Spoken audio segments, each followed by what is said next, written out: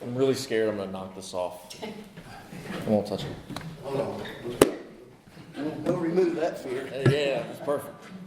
My name's Jake, and I'm an alcoholic. My sobriety date is May 27th of 2022. My home group is the There's a Solution group in Cary. We meet on Tuesdays and Thursdays. It's about an hour and 17 minutes away. I know that because I just made the drive. So if you guys are ever in Cary, come see us. I appreciate Steve asking me to speak. I also appreciate some fellow home group members making the trip to support.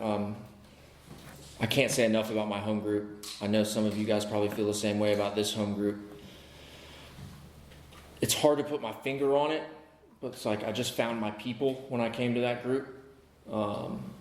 And I go every Tuesday and Thursday as often as I can. I think I'm allowed to miss tonight to come tell my story. But I'm going to get started. I was born in Durham, North Carolina, not too far away from where I live now. And I had a great childhood. There was nothing really out of the ordinary. Both my parents are educators, teachers. My dad's an athletic director. My mom's a middle school French teacher. The only weird part about that is they've only had one job their entire life. They got a job at this school and never left, which is very rare nowadays, I think. My mom has been a middle school French teacher for like 46 years. She claims this is her last year doing it. I'll believe it when I see it, when she officially retires. But I say that to say that they worked at a private school in Durham, North Carolina. So I got to go for free to this school. It's the only high school, middle school, lower school I ever knew. But my first memory of that is I saw myself as the poor kid at a rich school. And so from very early on, and it was totally irrational, but I wanted to go to people's houses and not have my friends come to my house. They had all the cool stuff. They had the new video games. They had the dirt bikes. My parents provided everything I needed and most of what I wanted, but for some reason, I was almost embarrassed because I didn't have the 4-car garage, the brand new cars. And so from an early age, I now know that I felt less than almost immediately. I went to middle school. If you tell me that you had a good time in middle school, I know you're lying, because middle school is not fun for anyone, and I was no exception to that. And what made matters worse for me is my mom was also a middle school teacher. She was my teacher. I had no choice to take Spanish or French. She was a French teacher, so I took French.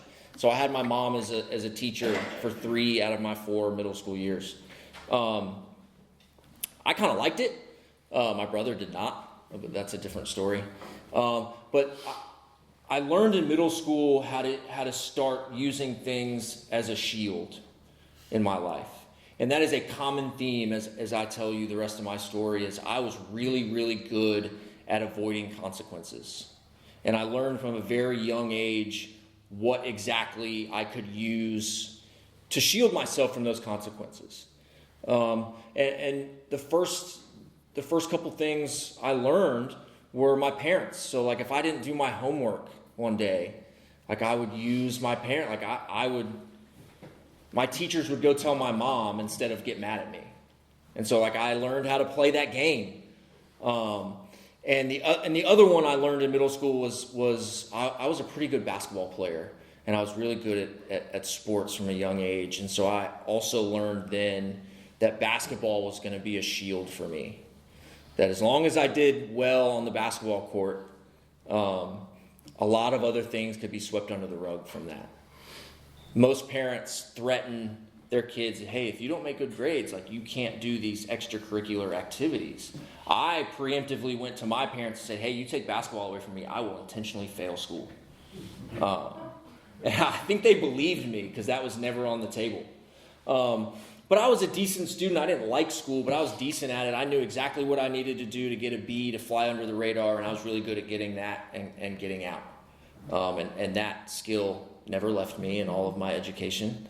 And so middle school was sort of normal. I get to high school, leave my mom behind, but I now go in my dad's realm. He was the athletic director, so he's at the upper school. So like I 8 straight years of parents being at school every day. I think I missed a total of 3 days being sick in high school because I would wake up and be sick. My dad would say, hey, I don't believe you. Take a shower, see how you feel. I knew that was his way of being like, hey, I don't care. I drive you to school, so you're coming with me. But my basketball career sort of took off then,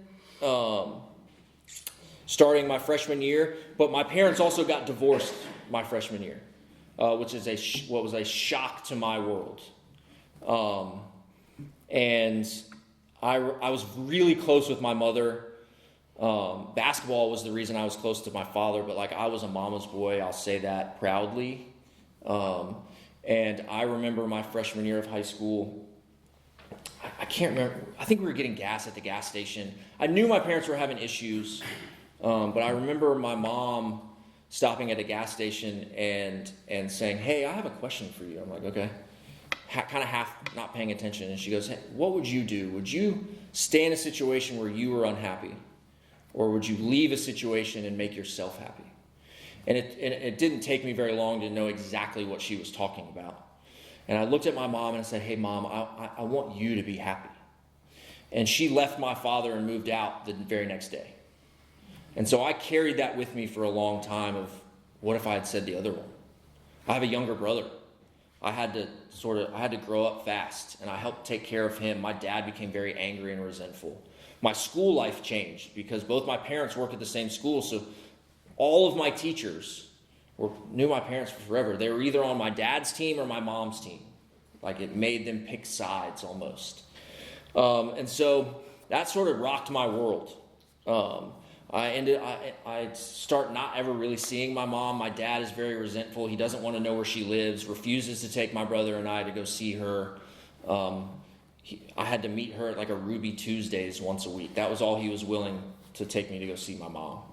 And so my mom and I's relationship was really strained for them until I could drive, honestly. And then I started taking my brother to go see our mom, and I saw her more.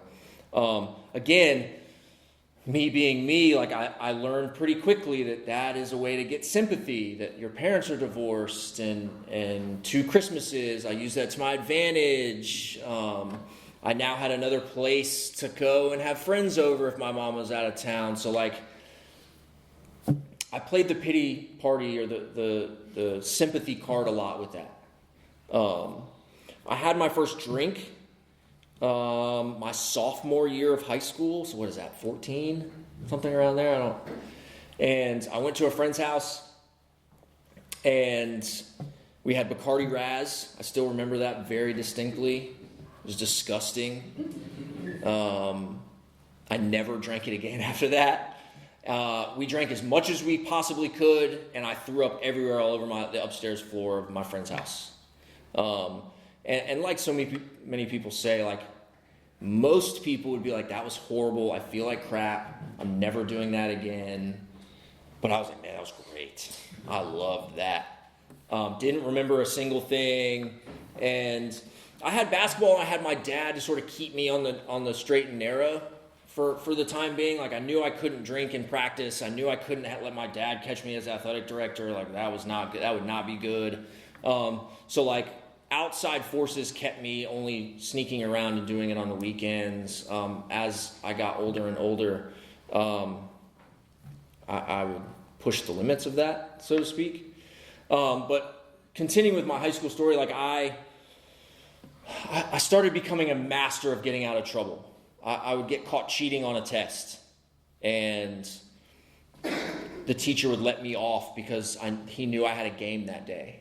And so, like, I learned really quickly, like, which teachers allowed all that sort of stuff. If they liked sports, I played up to that. I learned quickly that school was a game.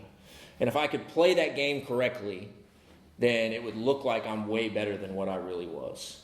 And that's where I started to really master that sort of manipulation and using everybody and everything as a shield. I left high school. I graduated high school, and I only had one goal in high school, and that was to play college basketball. That was my only goal in my life. I didn't care where. I didn't care for who. I didn't care what city, what school, what division. I just wanted to play college basketball. And I accomplished that. I went to play college basketball for a pretty good team. We were good. We went to 2 Division III Final Fours. It was great. In high school, though, I would have narked on you in a second. Drinking was okay, but I would have told on you in a heartbeat if you were doing anything else. That stance softened when I got to college pretty quickly. But again, like I still had my parents were gone and not there, but I still had basketball as a massive shield for me. My roommate happened to be 6'10", so like he looked like a basketball player. Me, I don't really look like a basketball player, but I just remember being in so many situations where campus police were called and we would get out of it because we were basketball players. They didn't want our coach to find out. We were pretty good. They didn't want to be the cops to bust the basketball team and have our season get tanked. And so we got away with a lot. We got away with skipping class. We got away with cheating again. We got away with drinking. We got away with partying. We got away with vandalizing stuff. Like we just did dumb stuff. And that's just how I lived my life. My junior year of college, my parents all of a sudden, literally out of the blue, get remarried. I get a phone call from my dad, and he's like, "Hey, I got some big news." I'm like, "What?" He goes, "Your mom and I are back together." I'm like, "Come again?" Like, what? And so I called my brother because I thought my dad had lost it. I literally thought, I'm going to have to put Dad in a home. He is making shit up. So he is making things up. I need to put him away. I called my brother who's still in high school. I'm like, is this true? He's like, "Yeah, I guess they've been going on dates and like she's moved back in now." I'm like, "Oh my God, okay." To this day, the 4 of us have never spoken about the 7 years that they were legally separated and divorced as a family. It's like it didn't happen, which is wild. It's wild, but I don't know. So my life plan didn't go past college basketball. I had no idea what I wanted to do with my life. I had no ambition. I didn't have any sort of plan after college. And so I'm 6 foot. I'm white. I know I'm not going to the NBA. I know I'm not going to play basketball for money. But I had no plan whatsoever. So when I graduated, I had no idea what I wanted to do. And so I looked at my father one day and I'm like, he's got a pretty cool job. He works in athletics. I'm going to do that. And so I got a job at a private school in Greensboro, North Carolina.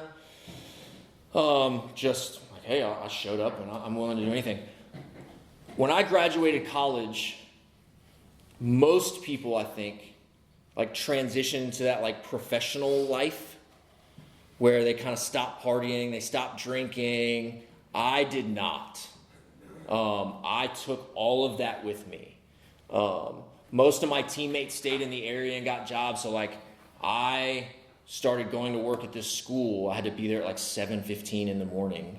I would go to sleep at 4 a.m. at somebody's house, wake up in the same clothes I went to school on Monday and go there Tuesday and be like, all right, I'm great. This is great. And I held it together for a little while. But then I started leaving campus during lunch to go be under the influence and come back and substitute teach classes with students under the influence. I started to blur the lines that I thought I would never cross. And one day, my dad thinks he's super proud of me. I'm doing all this hard work. I'm working my way up in the athletic department. I'm now the head JV boys basketball coach at age like 22. All these cool things are going for me, but I'm bearing the brunt of, I have this sort of dark secret with me that nobody can find out. And one day, at the very end of the school year, I'm walking down the gym steps, and I guess I miss a step. I don't really remember what happened, but I hurt my ankle really, really badly, and I'm army crawling on the floor of the gym to like the athletic trainer's office, and first thing they ask me is, "Hey, do you want workers' compensation?" Mind you, I'm now 23, 24. I have no idea what workers' compensation is. None. And all I know it is that I'm going to get paid to not work. And that sounded pretty freaking great. And so he's like, okay, if that's what you want, we got to take you to the doctor. I get to the doctor. Their literal first question is, hey, I'm going to need you to pee in this cup, brother. And I'm like, whoa, maybe not. I'll tough this out, guys. I do not want workers' compensation. I will tough this thing out. And I was told later that I was the first employee ever in the history of that school that got fired for failing a workers' compensation drug test. That was not a badge of honor I wanted to wear. But that was my first real taste of consequences because of my drinking. They didn't last very long. I got a call from another prestigious boarding school in Asheville, North Carolina, giving me a promotion and offering me a job. So my consequences lasted me literally about 2 weeks. I didn't even tell my dad. I didn't tell my family. I didn't tell anybody that I got fired. I got a promotion. And so I go up to Asheville. I'm now the associate athletic director. I'm the head varsity boys basketball coach at age 25. And I'm like, all right, brand new place. I'm good. I can change my ways. I can start fresh. Nobody knows me. I'm good.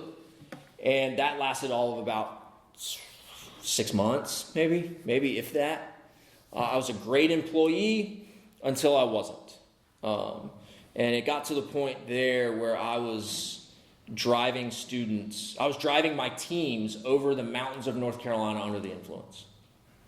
And I remember one time very distinctly almost falling asleep at the wheel, going in the mountain, weaving the mountains of North Carolina on the way back at 10 p.m. after a basketball game, and almost crashing the minibus. And I probably scared the crap out of my players, but I played it off as I was just tired. And so from then on, I brought a substance with me to keep me from being tired. That was my solution to that problem. I can't be tired if I have this artificial energy in my pocket. So I got to make sure that I carry that with me everywhere I go. That will mask all the symptoms of me looking like I'm getting ready to fall asleep everywhere I go. Spoiler alert, that's not the best solution. I would not recommend that solution. That school, probably about a year later, if you can imagine that they put up with me for another year, that school a year later called me in and said, hey, we're going to pay you $10,000 to never come back here again. We don't want to know what you've been up to, but we know it's not great. And so here's a severance package. Don't ever come back. Again, consequence, but I'm paid $10,000, right? I don't have to work. I looked at it in my delusional head as like, hey, this is like kind of like a bonus. Like, they just paid me my entire yearly salary. They didn't have to pay me 10 extra grand. The school year's over. Like, cool, I'm good. I ended in the middle of all that. I meet a woman, and her and I moved back to my hometown of Durham. From there, my genius idea is I'm going to go work at the school I graduated at, that both my parents work at. That's going to straighten me out. I can't do any funny business with my parents around, with teachers that I graduate or that used to teach me. Me and this woman have a child together in that time. And I just get progressively worse and worse and worse. I end up working at that school for probably about a year. And I end up somehow being hired as the athletic director at a brand new school in Cary, North Carolina. They wanted me to come build their athletic program. And to this day, I'm not sure how they even found me. I don't know. I genuinely don't know. But meanwhile, I am a terrible employee. I show up late. I have control of the athletic budget. I am actively stealing money from this school.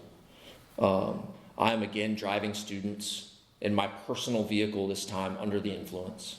I am now drinking during school hours on school property. I was also the PE teacher and the health teacher at this school. I am teaching them about drugs and alcohol while being under the influence of drugs and alcohol. Literally. I would finish a class and be like, hey, I'll be right back. I got to go to the bathroom. Go do my thing and come back and teach the next period. And I thought there was absolutely nothing wrong with that. Who better to teach them about drugs and alcohol than me under the influence of drugs and alcohol? It made complete sense to me.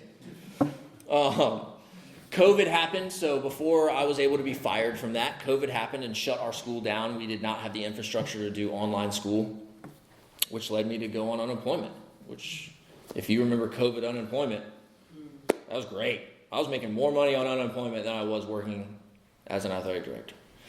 And that just led, and that's when my shield stopped, right then and there.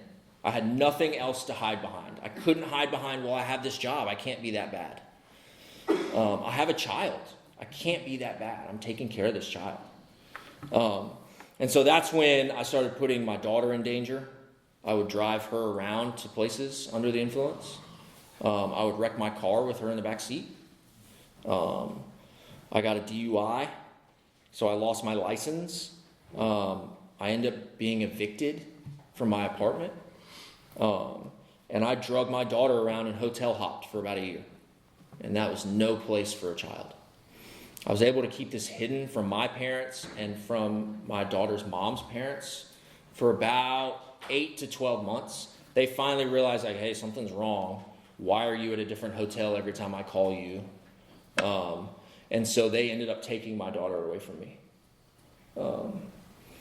And I wish I could tell you that my immediate reaction was devastation. My immediate reaction was relief. I could no longer hurt my daughter. I could do exactly what I wanted to do when I wanted to do it. I had no job, no child to take care of, no car payment, no rent. I could do exactly what I wanted to do, exactly when I wanted to do it.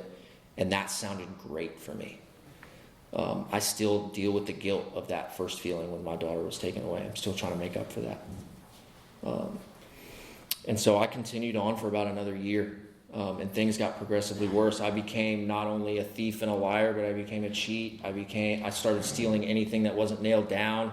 Whenever I went to my parents' house, my mom would, like so many people said, she would immediately grab her purse. They would grab their car keys. I had no license or any car, but I would take their car in a heartbeat. I just wasn't welcome really anywhere. And I don't know what it was, but one day I woke up in a house that I didn't recognize. My child is gone. I have no car. I have no house. My child's mother is nowhere to be found. I felt truly alone for the first time in a really, really long time. And the first moment of clarity hit of like, I don't want to do this anymore. And so I called my parents. And I said, hey, I don't know if you guys are aware or not, but I got a problem. And they're like, yeah. Okay, thanks, Einstein. Like we knew that. I'm glad you're just figuring that out. And I'm like, well, I'm ready to go. I'm ready to get some help. I'm ready to go somewhere. So they picked me up off the street of Chapel Hill. I don't even really remember where I was. And took me to a detox facility in Chapel Hill. As a Duke fan, I should have known that anywhere in Chapel Hill wasn't going to work. But that's where I went. And I got to that detox facility in Chapel Hill, and I listened to not a word they said. I was not like anybody in that detox facility. Hey, I was a college basketball player. I was a former athletic director. Like, I get that you guys might have bigger issues, but like, I just need to get sober for a little bit, and I just need a little tune-up. I'm good. And so, as you guys know, detox facilities bring Oxford House meetings in. They bring AA meetings in. They bring DAA, NA meetings in. They bring all these meetings in, and they gently try to guide you out there to listen. And I was just not having it. I could have given less about what they were saying. Unsurprisingly, I left with a girl that I met in detox before my detox day was over, and was back drinking again within hours of leaving that detox facility.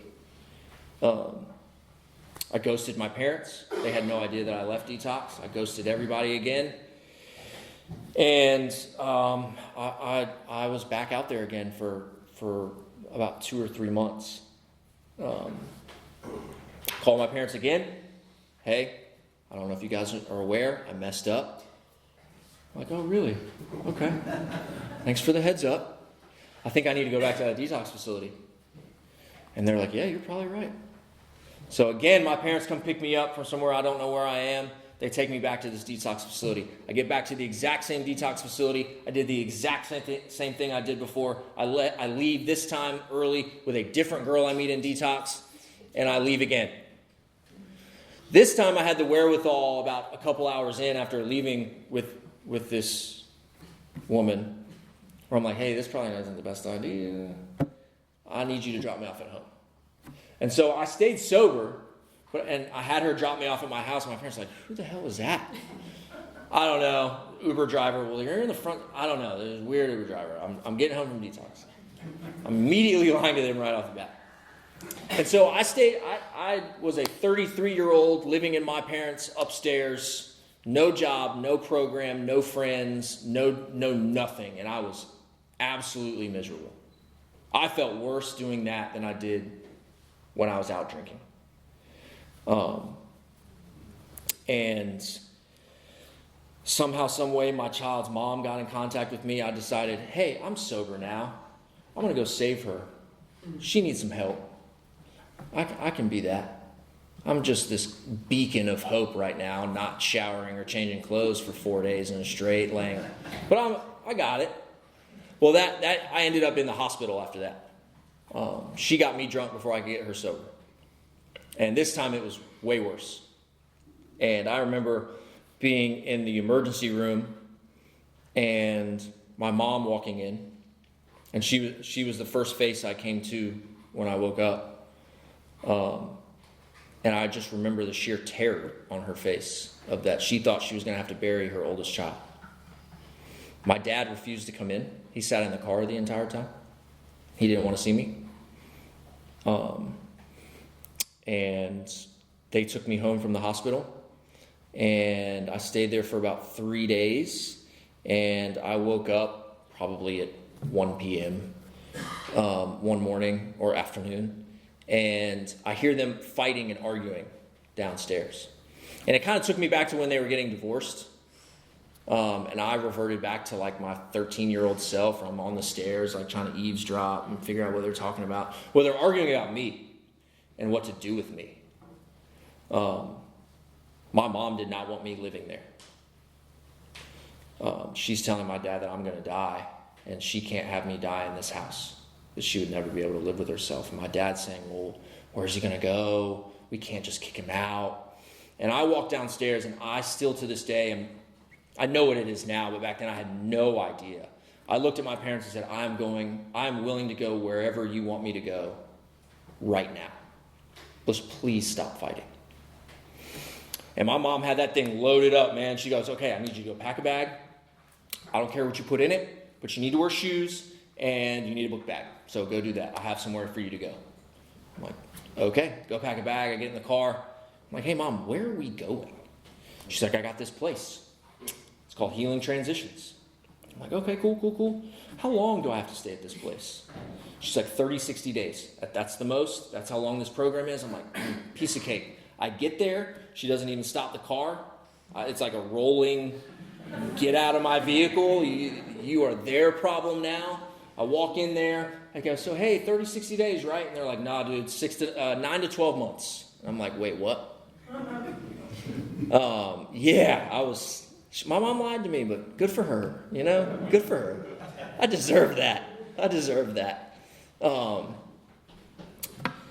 That was the best thing she could have done for me. I spent 11 months in that facility, the first 3 months hating every second of it. But that facility saved my life, but it also introduced me to AA, which saves my life on a daily basis.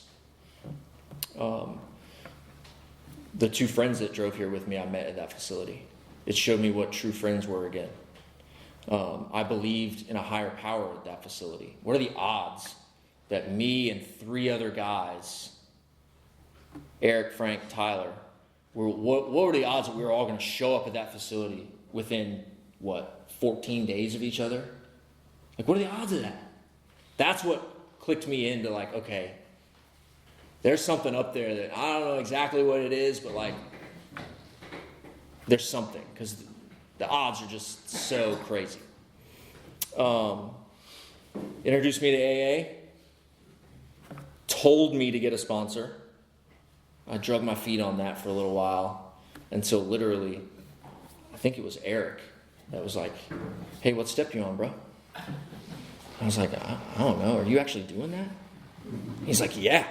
I was like, oh, okay. Well, I guess I better get with it, right? Like, what am I doing here if I'm not actually trying? And again, I can't tell you when exactly, but like at some point I'm like, all right, I'm going to finish this. I haven't finished anything that I started in a really long time. I didn't have my daughter. I had no bill. Like, I had nothing to do. And I stayed and I completed that program. I'm an alumni of that program. But more, what I'm most proud of is it introduced me to There's a Solution. And it introduced me to the world of AA. It introduced me to service work. It introduced me to my sponsor, who is still my sponsor now. It introduced me to my higher power, who I choose to call God. It strengthened that bond. It got me out of myself. It eliminated a lot of that fear. It made me be honest with people for the first time in so long. So long. I hadn't been fully honest with anybody in forever. It told me what to be it taught me how to be a good human again. It taught me how to be honest, how to show up when I say I'm going to show up. Right? Like, Steve made the joke of like, hey, I kind of had to text him a couple of times, but like, I appreciate that. Right? I knew I was going to be here. I had the idea, but like, he cared enough to want me to be here to make sure. Right? Like, that's something I wasn't used to. I now work in the recovery field, which I never thought would be possible. If you had told me 3 years ago that I was going to help other young men get sober, I'd have been like, yeah, right. No shot. And it's all because of the program of AA. It's all because of the program. The facility I was at was only like a vessel. It brought me to AA. And now AA is the reason I stay sober on a daily basis. I started going through the steps. I did an inventory, which I didn't want to do, which was awkward, which I talked about things I didn't want to talk about. I talked about losing my daughter. I talked about stealing money from my brother, from my parents, from my grandmother. It allowed me to make all that right again. My grandmother passed away when I was in rehab, and I get a call from my father, and he's like, hey, like, Grandma's not doing well. Is there any way that you could get a day pass so you could go see her? She's not gonna make it for very much longer. And I don't know. I've never done it. I don't know. They granted that pass. I got able to go see her, and she passed away 24 hours later. But my grandmother got to see me sober before she passed. I was able to write her a letter as a part of my amends, per my sponsor. And that was that was one of the most powerful amends I made, was to my grandmother. I have a daughter.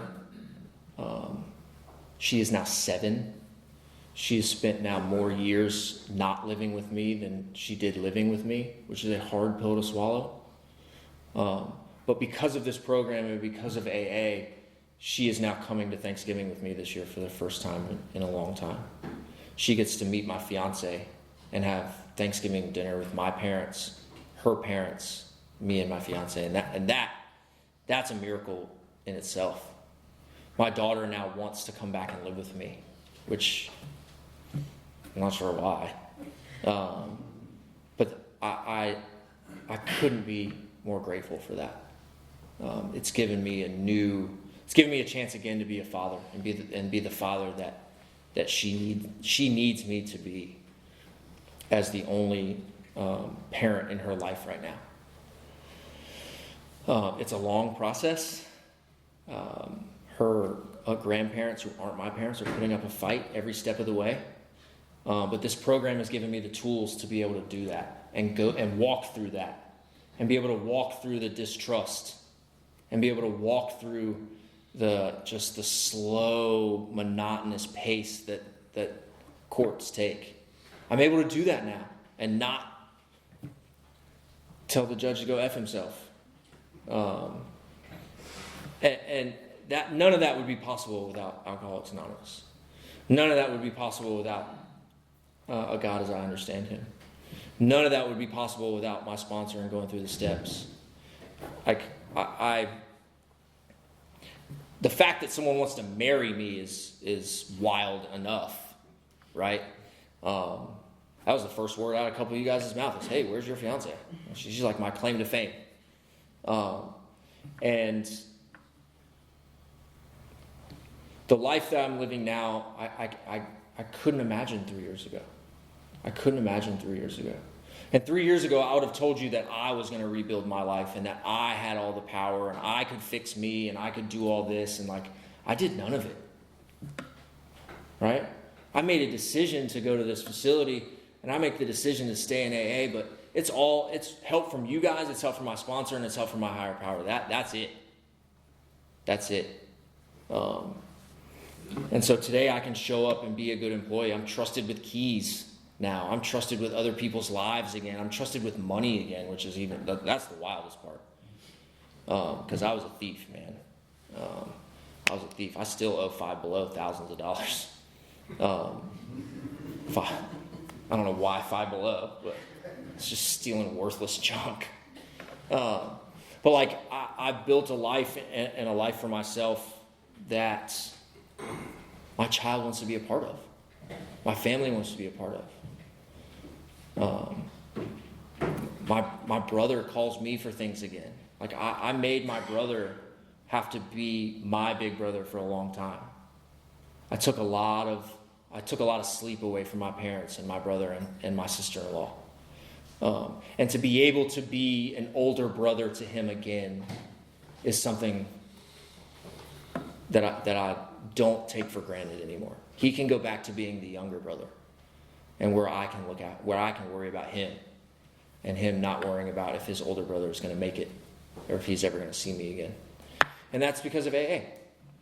That's because of AA. I was telling somebody before the meeting, I got the opportunity to go back to the high school that I graduated from and worked at as not so great as an employee. I got to go back last April and talk to the entire student body about drugs and alcohol as a member of AA. And that was an incredible experience. A couple of my friends came with me, my fiance came with me, and to have my parents in the crowd, that might have been a little too much for me at the moment, but they probably learned some things they didn't want to learn. But just to be able to have that opportunity to give back just what was so freely given to me is nothing short of a miracle. I wouldn't be here today if it wasn't for AA and the fellowship that you guys provide. I wouldn't be here today trying to regain custody of my child again without AA and my higher power. I wouldn't be a good member at work. I wouldn't be a good member of my family. I wouldn't be a good partner to my fiance without you guys, AA and my higher power. If you're new here, I feel like I have to say, I said this when I spoke at the school. The biggest message I hope that anybody new here takes away is that you are enough. That you are worthy of the promises that the book and this program say that you are. Because I remember feeling like I wasn't worthy of that. And you are. All you have to do is play the biggest game of monkey see, monkey do. And everything that the book talks about and the promises and the steps talk about can come true. So I appreciate you guys listening to me, and thanks for having me, Steve.